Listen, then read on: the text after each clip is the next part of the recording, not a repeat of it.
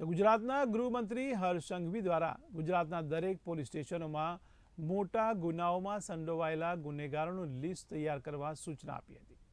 તે અંતર્ગત દાહોદ જિલ્લા પોલીસ અધિક્ષક ડોક્ટર રાજદીપસિંહ દ્વારા દાહોદ જિલ્લામાં સમાવિષ્ટ તમામ પોલીસ સ્ટેશનોમાં મોટા ગુનેગારોની અટકાયત કરવા સૂચના આપી હતી। ત્યારે દાહોદ જિલ્લા પોલીસ અધિક્ષકના સૂચન મુજબ ઝાલોદ ડીવાયએસપી પટેલ દ્વારા ઓપરેશન 100 કલાક અંતર્ગત 35 થી 40 ઉપરાંત ગુનેગારોનું લિસ્ટ તૈયાર કરવામાં આવ્યું છે। તે અંતર્ગત આજરોજ 19 માર્ચના રોજ 7 જેટલા ગુનેગારોની અટકાયત કરવામાં આવી હતી। ત્યારે આ ગુનેગારો મારામારી તેમજ હથિયાર રાખવાના ગુનાઓમાં સંડોવાયેલા છે।